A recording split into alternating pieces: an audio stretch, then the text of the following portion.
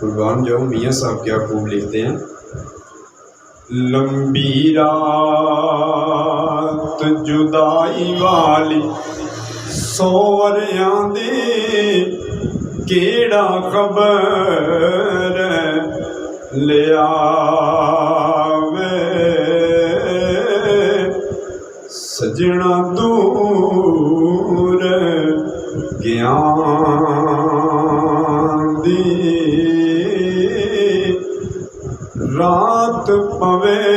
ते बेदर्दां नींद प्यारी आवे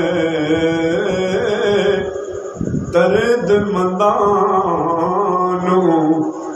तांग बिछड़े सजन दी सुत्यां जगावे।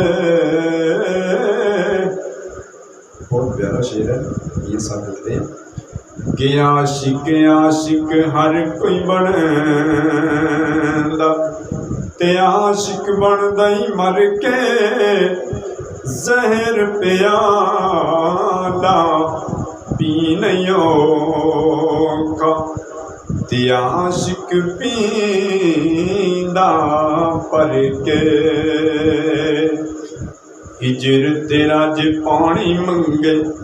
मैं खून ना दे गेड़ा जी करदा तेनू कोल बिठा के